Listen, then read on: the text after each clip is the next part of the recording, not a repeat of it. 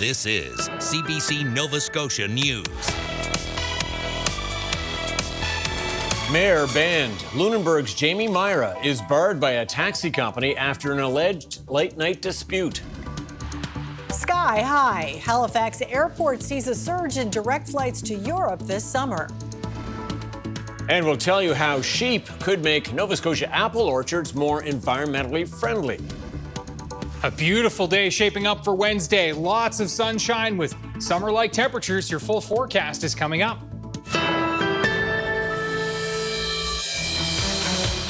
Good evening. A South Shore taxi company says they've banned the town of Lunenburg's mayor from its service. Saltwind Transportation says Mayor Jamie Myra was among a group of people who created a recent safety incident, and Myra refused to leave the cab until police were called. Haley Ryan reports. The town of Lunenburg says it's launched an investigation after a Nova Scotia taxi company says they have witnessed inappropriate behavior from the mayor.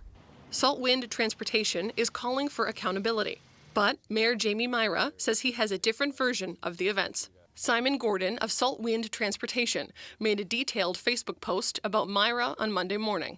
Gordon says Myra has been permanently banned from the service after the mayor and a group of his family and friends tried to get into the cab while heavily intoxicated early Saturday morning. Gordon, who was driving, says Myra's group asked him to take more passengers than there were seatbelts. And after he refused, a woman in the group began yelling at him. So I said to the mayor, please leave the vehicle. I'm not going to be serving you folks tonight. And he refused. Gordon says Myra finally left the cab when police were called. The RCMP say officers responded to a reported dispute between a cab driver and a client in Lunenburg just before 2 a.m. Saturday morning. There were no arrests, and officers do not anticipate charges at this time. Hours later on Saturday, Gordon says the mayor called to apologize, but alleges the mayor also said if Gordon shared anything on social media, Myra's friends and family might come after his business. Gordon says Myra said he would work with him on bringing a transit system to town or anything related to the cab business, and offered to sit down for a coffee to discuss any bylaw changes that might be needed. I thought, okay, well, this sounds like this is what I can do for you in lieu of this. But then came the condition of silence.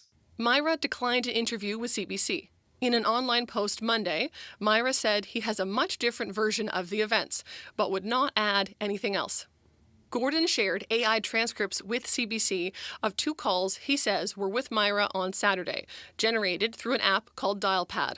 He says no audio was recorded, which means the CBC has been unable to verify the accuracy or context of the transcripts, which Myra has not confirmed took place. The transcript appears to match Gordon's allegations of what Myra said, including the mayor saying he wants to support Gordon's business in every way.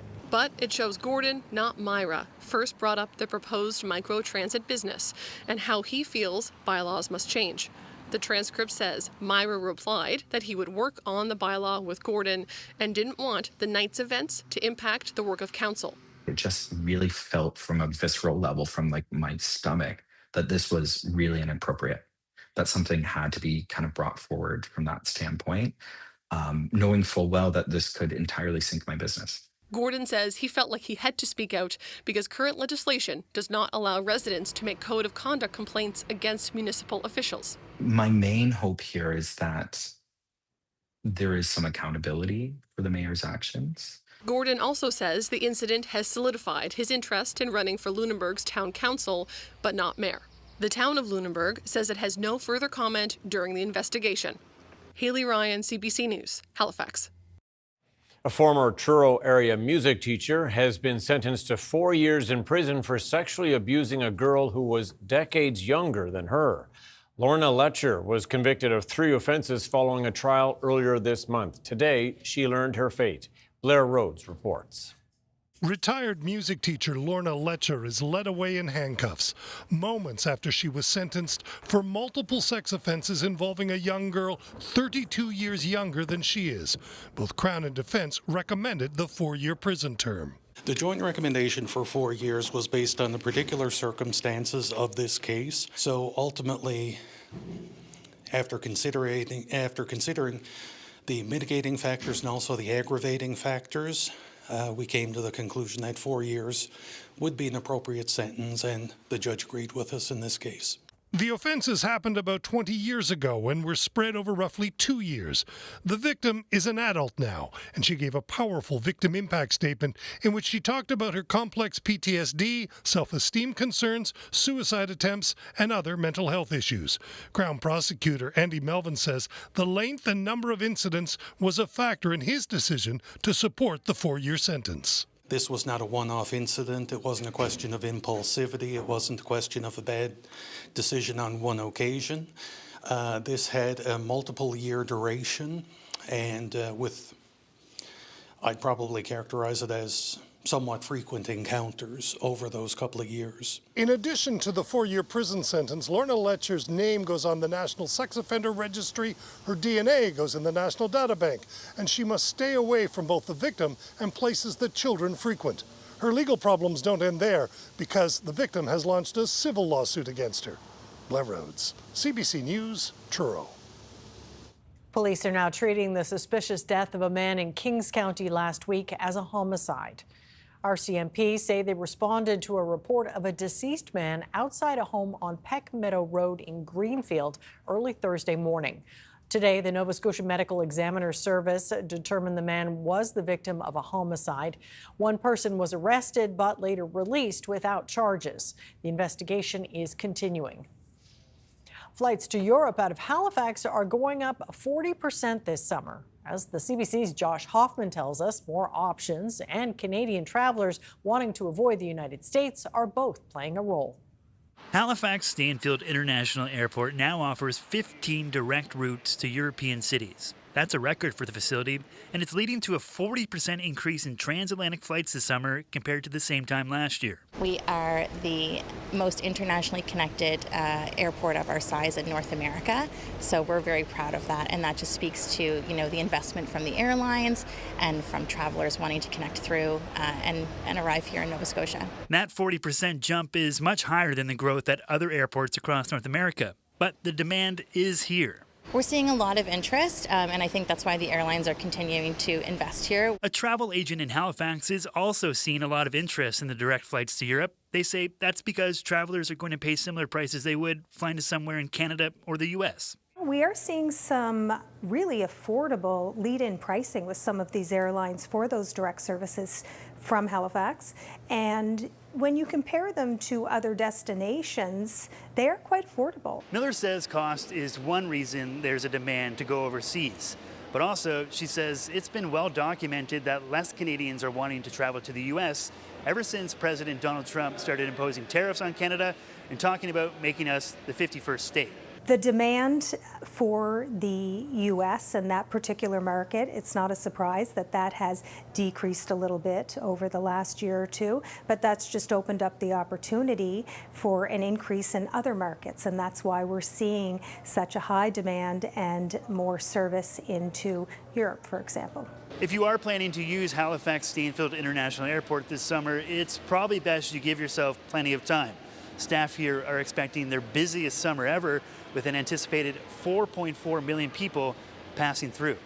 Josh Hoffman, CBC News, Halifax. The Newfoundland and Labrador government has applied to intervene in a hearing on the designation of Marine Atlantic ferry services as essential. The Canadian Industrial Relations Board is determining whether the service between Nova Scotia and Newfoundland could be reduced in the event of a strike or lockout. Marine Atlantic workers, represented by Unifor, have been trying to negotiate new contracts with the company, and the union says conciliation efforts broke down last month. The provincial government says it respects the collective bargaining process, but it worries Marine Atlantic will lose its long-standing designation as an essential service.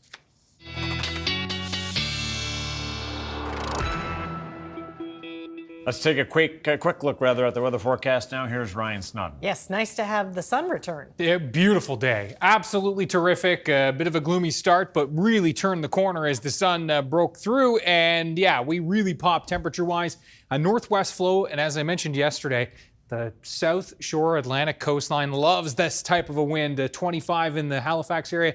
Our hot spot today, Western Head at 27.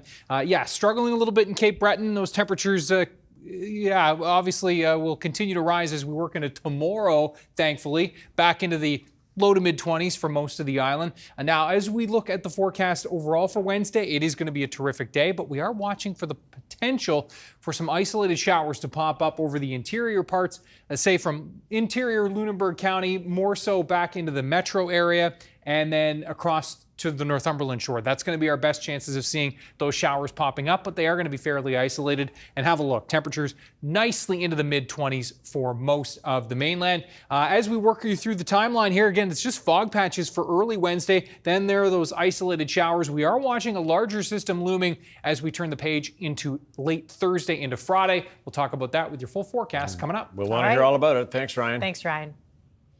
The Nova Scotia Liquor Corporation saw an increase in sales over the last fiscal year, but a slight decrease in earnings.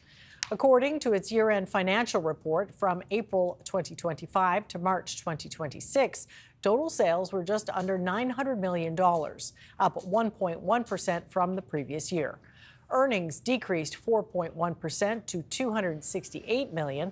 Sales were bolstered by increases in local products, including alcohol and cannabis. And since the province put existing U.S. products back on the shelves, they've donated $5.3 million in proceeds to local food charities. An ATV club in Cape Breton is upgrading their trails. Isle Royale ATV Club maintains trails for walking and off-road vehicles across the CBRM. They received a $25,000 grant from the province that they will put into 3 major projects. They're using the money to build a clubhouse, repurpose a public road, and resurface one of their trails. All the trails that the ATV Association builds, when we get funding for these trails, they're multi-use trails. So they're not just for ATVs. They're for people who want to go hiking or biking, and anybody can use them. And as a matter of fact, that's what we want. We want people in our community out in the woods enjoying the trails, and that's why we volunteer. The money was part of the government's Recreational Trail Expansion Grant Program. Researchers in Kentville are studying ways to establish apple orchards in a more environmentally friendly way. And their method involves less reliance on machinery and chemicals and more on living, breathing, 4-legged assistance. The CBC's Francis Willick reports. At this new apple orchard, researchers are exploring how to cut greenhouse gas emissions and reduce the carbon footprint. But in this case, the footprint is more of a hoof print. Instead of mowers, they use this. Instead of fertilizer, they use this. Marshmallow, parsnip, cauliflower, and cacao are spending their second summer here at the Kentville Research and Development Centre in the service of science. Vicky Levesque is a soil scientist at the centre. So instead to apply those insecticide or pesticide, whatever, so it may help to maintain a better biodiversity. So it's kind of a holistic approach around that, but it's mainly to mitigate the carbon losses, but also improving the soil health and improving the biodiversity around the orchard. The scientists will study how the sheep affect pest populations and the health of the soil compared with other methods. These trees were just planted last year, so they aren't full size yet. The baby doll sheep, however, are. They're very small. They're a very small sheep. So they don't get up too high, which is good because those lower green bits that are on the bottom part of your tree are very attractive to them. The researchers say using sheep in fruit production is not as common in Canada as it is in Europe. They say doing it on a broad scale could be challenging. It would force the farmer to become an expert not only in fruit production, but also livestock management. But it could allow farmers to cut some costs. If fertilizers become really expensive and gas and diesel become really expensive, growers are going to be looking for a cheaper alternative and a means to drop those inputs. As for the sheep, they seem to like the arrangement just fine. They are pretty happy, so every time we go to see them, they will come to say hello. Francis Willick, CBC News, Kentville.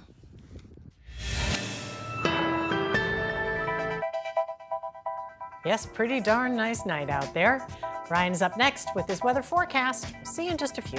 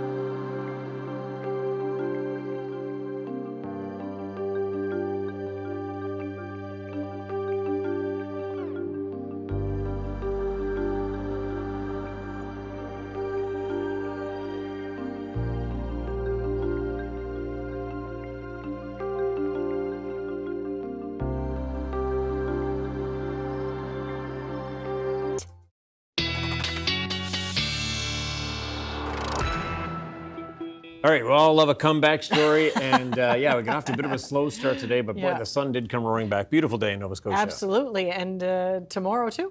Tomorrow too. It will be one of those days where beautiful from the get-go tomorrow with the chance for some pop-up showers into the afternoon, but overall a better day, especially you folks in Cape Breton. I know temps struggled there, the sun struggling still to break through, but as we saw today, it was a struggle to start for most of the province. Have a look at this. This is Tancook Island, Big Tancook, and you can see the clouds and the fog pretty capped there this morning. The fog did eventually mix out, and then off to the races with lots of sunshine there, and beautiful, beautiful at the wharf. A couple of boats coming and going, and yeah, nice day for it, absolutely. And as we look at the latest live shot, well, you'll see in just a sec here the sun blazing in on Big Tancook. Oh, wow. Yeah. Yeah, pretty nice indeed. Nice evening out there. Thanks to Nova Scotia webcams for that. As we look at the temperatures, it's been a beautiful day, Tancook and along that Atlantic coastline with that west to northwest flow. That's where we typically see the warmest temperatures, especially this time of year along the Atlantic coastline. We did get to 25 in Metro. It's 24 right now.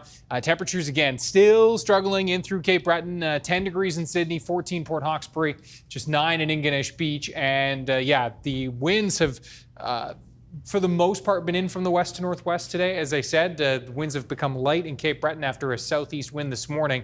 And you can see that cloud cover still a bit stubborn across the island, though it is starting to break, which is good. A couple of isolated showers bubbled up. Cumberland, Colchester, these are very isolated in nature, may sail across into Pictou County over the next hour or two, but overall, quiet tonight. We're going to see that low continuing to move out. We've got this next system developing here across basically the Canada-U.S. border, the plains, the prairies, and you can see lots of activity with this one, and that will bring some wet weather into our mix for Thursday night and in through the early stages of Friday.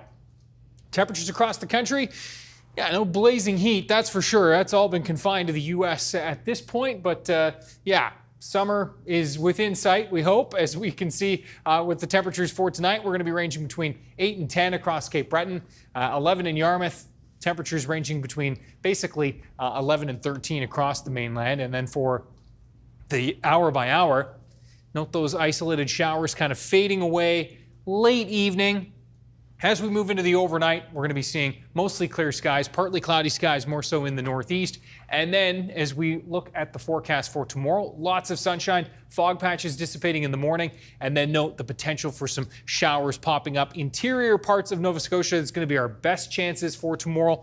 Looks like kind of along the spine of Nova Scotia, so to speak, and then out towards the north and east. Cape Breton will be beautiful tomorrow. High teens, low 20s. It's a northwest wind for Inverness, keeping temps a little bit cooler there in onshore winds, but overall terrific. Antigonish, isolated chance for a shower there back through Pictou County, Tatamagouche, Cumberland, Colchester, down through the Cobequid Bay area. Inland Metro, don't think Halifax will see anything. Looks like the best chances for showers are going to be right in this corridor here, back into the interior parts of Lunenburg County, but I even think Bridgewater is likely too far west to see these showers for tomorrow. Kedzie near 27, that'll likely be our hot spot, but pretty close in through places like Greenwood and Kentville. Okay, so as we look at the Thursday time period, increasing clouds and a chance for showers building in along this warm front. Winds becoming southeast. Fog monster likely will start to encroach along the Atlantic coastline, the South Shore into the afternoon and evening especially, and then those fog patches will really roll in for Thursday evening. So a chance for showers if you do have some Thursday evening plans for Central and especially West and the Southwest. Looks like we'll be smooth sailing the Northeast and into Cape Breton until we work into the late evening and overnight. And this rain will then track through. The good thing is, forecast models have been really picking up the speed with this one, putting us into a nice dry slot here for Friday afternoon, which looks fantastic. So really nice Friday evening shaping up. Saturday, sun, cloud, pop-up showers into the afternoon. Another one of those days, I think it's more the interior toward the northeast for pop-up showers. Then Sunday, it looks like more like pop-up showers kind of along the Atlantic coastline, but we'll keep you posted on that. Summer does begin on Sunday, but yeah, you know, sometimes it can take a little bit of time to get cranked up, right? A little encouragement. We're getting there. Okay, thanks so much, Ryan. Thank you, Ryan. Thank you.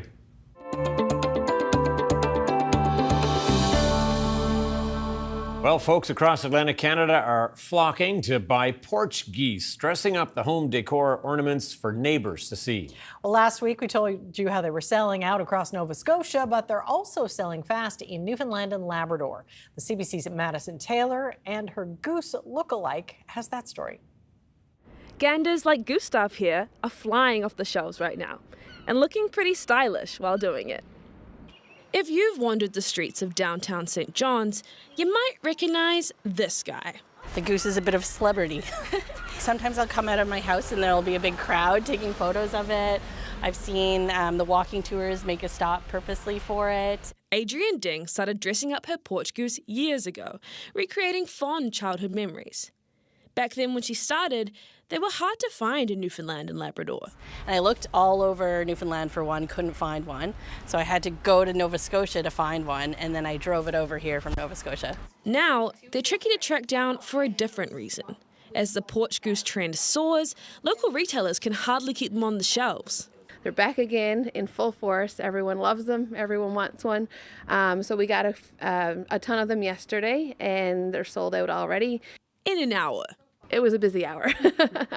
In what fowl fans say is a resurgence in a trend from the 80s, fabulous gifts and home decor in paradise are waiting on their next order. In a couple weeks, we have another 100 on the way. So there's another big flock coming in. Dave Williams stopped by the store, picking up an order his wife had been long awaiting. This one could be a trendsetter. I'd say we're the first. We're outside the city, so I haven't seen any out there except for real ones. In their area and beyond. I wouldn't be surprised that she's going to be, when they see it, they're going to want one of their place too, out of Marystown. Crystal Glenn is a new fan. Her pal, Lucy Goosey, just had an outfit change for the summer. She spends a lot of time in her rain gear outfit, but yesterday I was like, yeah, it's nice and sunny. I said, I'm going to put her in her polka dot one. Some of her outfits, made in-house. That's a bit nice too, like making them yourself instead of always buying them. The life of a star requires maintenance. If I don't change the outfits enough, they get a little bit squirrely, and they just love seeing it. And I try and do it on theme. Like when Shania Twain was here, I had a Shania Twain outfit for it. Let's go, goose. And you've heard when doves cry. But what about geese? The cowboy outfit? Now that's a classic. But no matter the getup, Ding says this goose makes people smile, online and in person. It really just brings pure joy. Like, people love to see it. They love commenting on the outfits, and they even have dropped off outfits for me. So it's really nice that it brings the community together. When it comes to why they do it, because it's fun.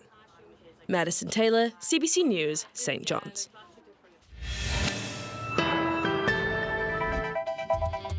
Coming up, meet one of the sailors on Canada's North Star team ahead of this weekend's Sail Grand Prix in Halifax.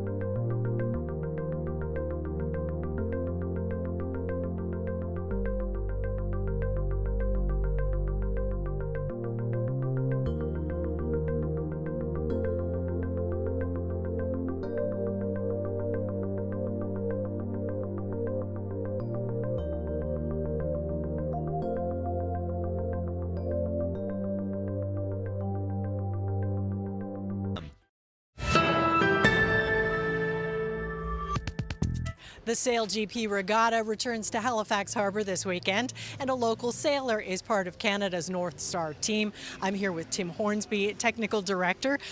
So first of all, talk to me about what you do on the team. How does that work? Yeah, so right now the boats are incredibly complicated, and they've gotten more and more complicated over time. They're very different than what you see out on the harbor today. And we have, 3,000 sensors giving tons of data, and ideally we like to get that data and turn it into something useful when we're sailing around the course. So I give feedback for the sailing team while we're racing, and then in between events as well to try and improve our performance over time. How intense is that? My particular job at the moment isn't so intense. I obviously get nervous. I want to provide the right information. I'm also on the sailing team, so I'm a grinder on the boat as well.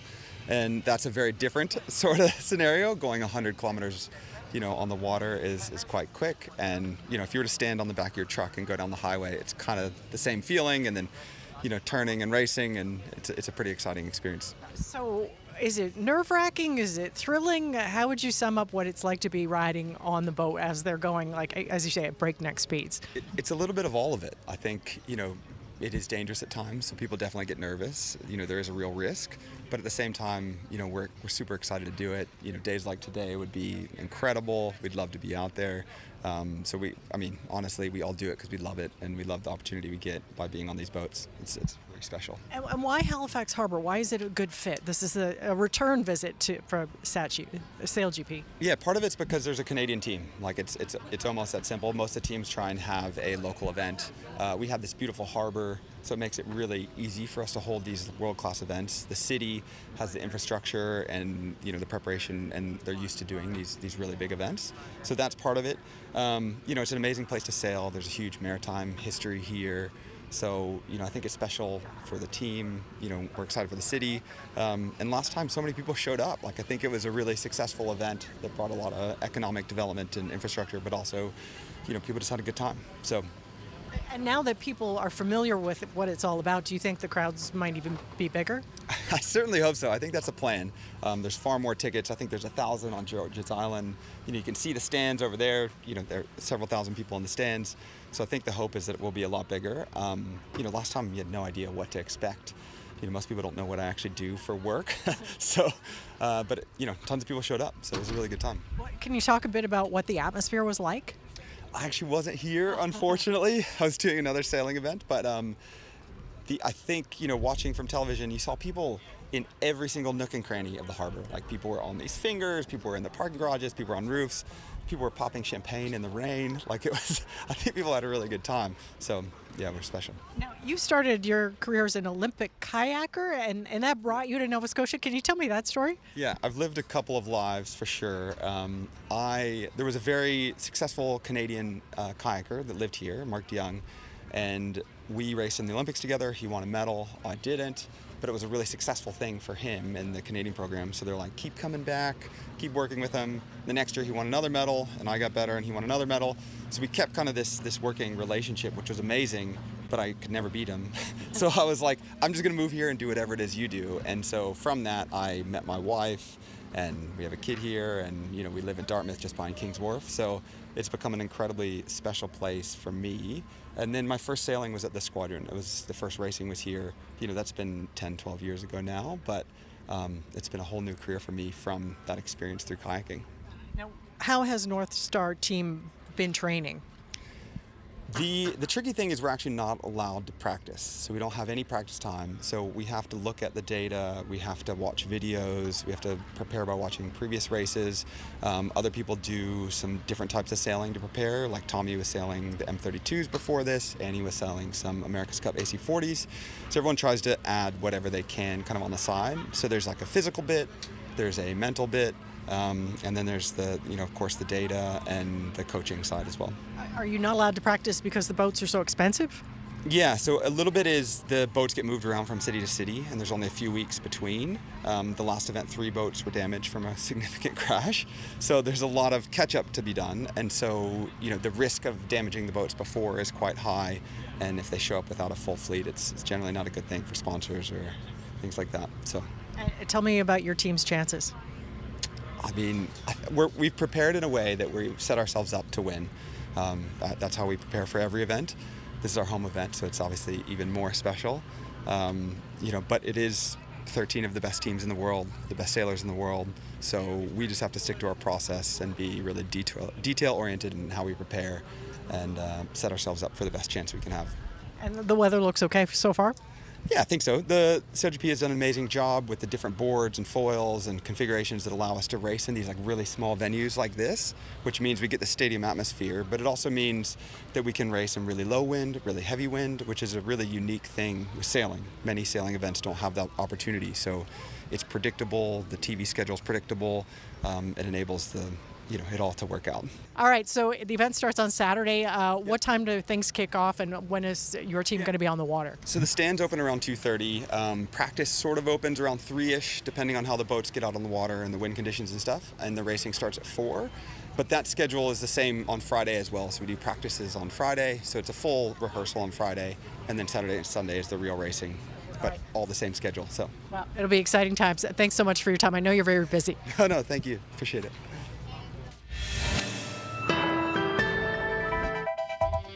Coming up, G7 summit. World leaders are face-to-face in France today with 2 global conflicts on the agenda.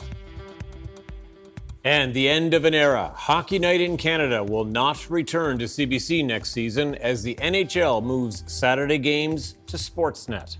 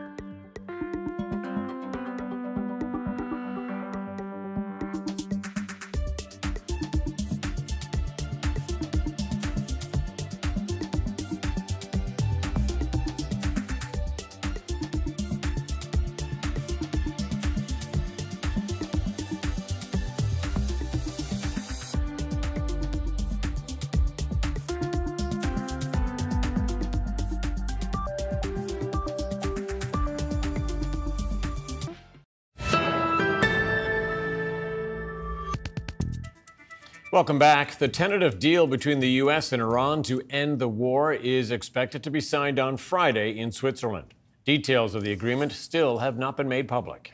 But Donald Trump has been touting its merits at the meeting of G7 leaders in France, even as Iran continues to push back. Katie Nicholson reports.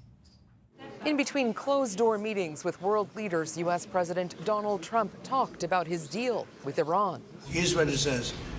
Iran will never have a nuclear weapon. That's what it says. It won't have one to buy, to develop.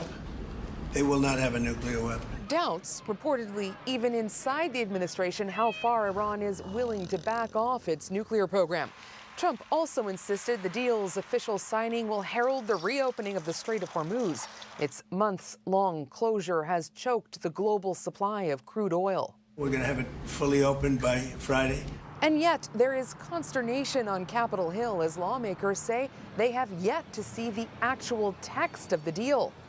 Trump says he likes the idea of sending it to Congress and that the terms of the deal struck Sunday will be public soon. I'll probably have a press conference and read it to you word by word. Even as negotiators convene to go over some of the technical points in the agreement, which will set the stage for more negotiations for peace between the U.S. and Iran, there are ongoing tensions between Israel and Iranian-backed Hezbollah in Lebanon, which could scuttle the deal. On Tuesday, Iran's top negotiator demanded Israeli forces pull out of Lebanon. Israel has previously refused to move its troops out of the country. This morning, Trump expressed frustration with Israel's approach in Lebanon. Too many people are being killed. And you don't have to knock down an apartment house every time you're looking for somebody. Because there are a lot of people in those apartment houses. And they're not all Hezbollah, that I can tell you. And I suggested to Israel to let Syria take care of Hezbollah. Because to be honest with you, I think they do a better job of doing it. The deal is expected to be signed at a ceremony on Friday in Switzerland, beginning a 60-day period for negotiators to tackle some of the most contentious issues, like the future of Iran's nuclear program. Despite that, Trump says he expects the next stage of the process will be easier. Katie Nicholson, CBC News, Washington. Prime Minister Mark Carney is also in France for the G7 leaders meeting, where his conversation with Donald Trump about Canada-U.S. trade became a hot topic after it was caught on a hot mic. The CBC's David Cochran is at the summit with the details. Yeah, isn't it funny? Even with everything that's happened, Prime Minister Mark Carney and President Donald Trump are still able to smile and chat during a friendly stroll at the G7 in France. In the peculiar language of summits, this is called the family photo. And like every family, this one has disagreements. Most of the frank talk is done discreetly or behind closed doors, but sometimes an unnoticed microphone can tell a story. This one caught the Prime Minister speaking to the President about a deal Canada cut with China that the U.S. does not like. Carney assures Trump that Canada's deal to let Chinese EVs into the country is just 3% of the total market, and that there's a hard import cap of 49,000 vehicles.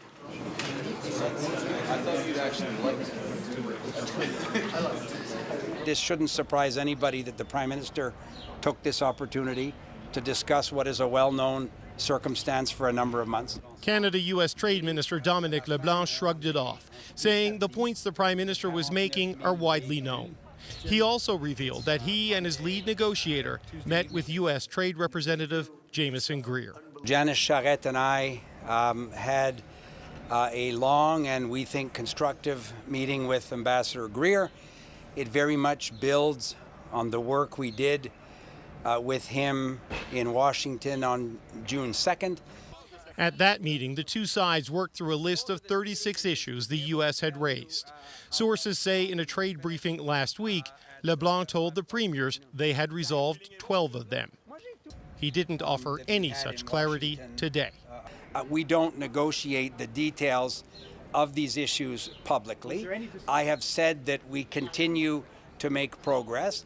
And the conversation today with Jameson was an opportunity to build on exactly that. LeBlanc says he will speak with Greer again next week, but offered no specific details of when or where.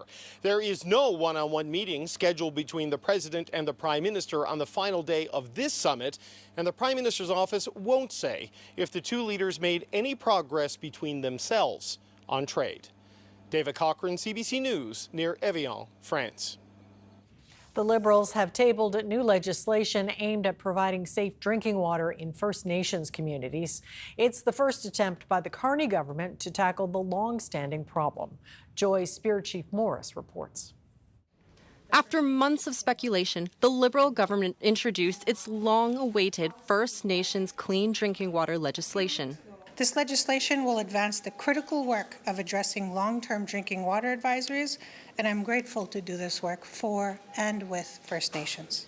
The bill reintroduces the Trudeau-era water bill that died on the House floor last year. But this version removes clean water as a human right and makes protecting source water voluntary for provinces.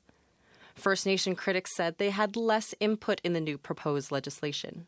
We see that today's Bill C-37 represents a significant departure from the collaborative approach followed with Bill C-61. Bill C-37 was introduced without broad or meaningful input by First Nations.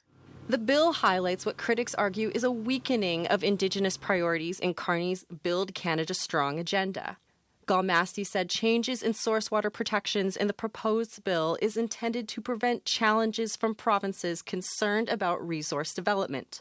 I also think that right now, the time that we're in as a country, it is essential to have provinces and territories work with us. The bill asserts First Nations self-governance over clean water and provides long-term support for building and maintaining infrastructure, including $4.6 billion over 5 years. According to the Government of Canada, 38 First Nations communities have been under long-term boil advisories as of June 4th, the longest of which has been in effect since 1995. Conservative MP Billy Morin said waiting to introduce water until the very end of the session has been frustrating. I'm quite frankly disappointed. Over the last year, they've stalled water legislation. The First Nations got to wait all summer just for them to have a break to get back to this conversation after 6 years of broken promises. Minister Galmasty said it took time to consult with communities and stakeholders. But First Nations leaders say more engagement is still needed before Parliament returns to debate the bill this fall. Joy Spear Chief Morris, CBC News, Ottawa. New medical research from Ontario is adding to concerns about gender disparity in healthcare. It suggests patients with traumatic brain injuries are treated differently depending on whether they're men or women. Tashana Reed reports. When Francine Gillis slipped on black ice and hit her head, she was diagnosed with a concussion and whiplash, then sent home. In the 5 days after that, I was nauseated. I couldn't put my head up. Lights were killing me, sound was killing me, and I just couldn't understand what was going on. Gillis was eventually admitted to hospital for 10 days, and it took 4 months to see a specialist. I lost my identity. I felt worthless, that I couldn't do anything. New Canadian research suggests women face inequities in accessing specialized care for brain injuries. Ontario health data from more than 55,000 adult patients found women were 26% less likely to be sent to a trauma center compared to men. It is consistent and strong enough that we have to actually pay attention to it. The paper does not investigate what is driving these differences. The study also found female patients were older and more likely to have underlying health issues, including hypertension and dementia, while male patients had more severe trauma. But even after researchers accounted for those factors, females were still less likely to be admitted to a specialized trauma center. Often their symptoms can be underappreciated. This trauma surgeon says especially for older women, a fall or a slip can lead to severe injuries. If the diagnosis is not made early and intervention is not provided, then the outcomes can be much worse. It's an invisible illness, an injury. A decade later, and Francine Gillis is still living with the impacts of her concussion. She hopes to see more research focused on brain injuries in women and better access to the care they need. Tashana Reid, CBC News, Toronto. It's the end of an era at our national public broadcaster. After 74 years, the final hockey buzzer has sounded and NHL games will no longer be televised on the CBC. Caroline Bargout explains why. The first hockey game ever televised in Canada appeared on CBC in October 1952. Over the line to Chico Mackey, makes the shot, lets it go, he scores! Since then, it's become a fixture in homes across the country. Well, I think it's a very great thing to have it go right across the country because everybody knows of the National Hockey League. Everybody knows it's the best hockey in the world. And I think Canadians all over Canada should be able to see it. Now that the season is over, Hockey Night in Canada on CBC will be no more. In a joint statement, Rogers, Sportsnet and CBC said after a successful 12-year partnership, the public broadcaster will no longer carry NHL broadcasts after the current season as it moves forward with a new sports programming strategy.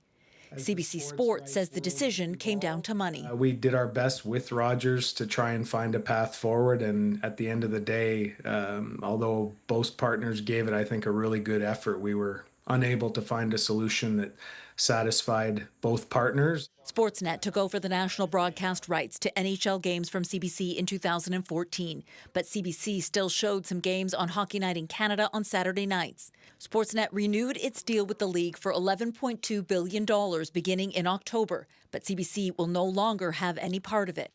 Former Hockey Night host George Stroumboulopoulos says the move turns a part of Canadian culture into another subscription. We know that things change. We know that things evolve.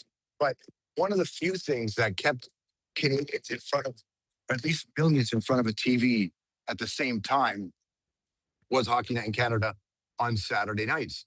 I think it's actually a real shame. On the streets of Vancouver, hockey fans are disappointed. It's a shame when you can't watch your sport on basic cable. It's like the World Cup right now in Vancouver. People are buying tickets, have money.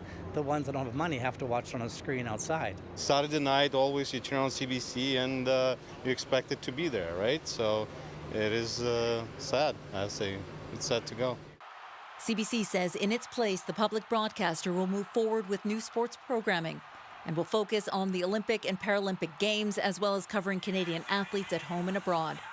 Next season, if Canadians want to watch NHL hockey on TV, they'll have to pay for it. Caroline Bargout, CBC News, Vancouver. A kangaroo is on the loose in Quebec. Provincial authorities say the marsupial does not pose a threat to the public. The animal has been spotted hopping around this field in a suburb on the south shore of the St. Lawrence. Officials are urging people to stay away from the animal to ensure its safety. The province's Environment Ministry is trying to determine the best way to capture it. Animal rights activists suspect it escaped from illegal captivity.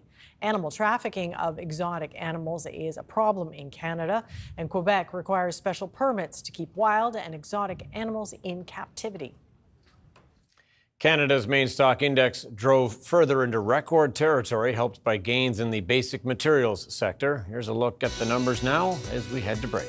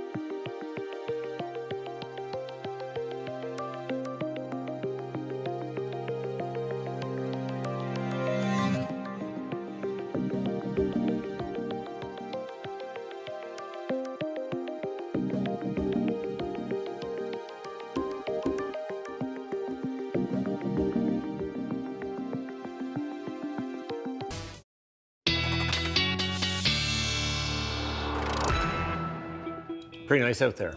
Yeah. Absolutely. Yeah, we deserve yes. it too. Yep. Nice Barbecue evening. time. Yeah. Indeed. We don't have much time, so let's get right to our viewer picture of the day. We want to get out of here. Have a look at this. This one's just for you, Amy. Oh, I love Conrad's. Conrad's. This was today. Yeah, that was a beautiful day, huh? There's more proof. Sandy Johnson said it was actually busy there today. She was surprised at the amount of folks there.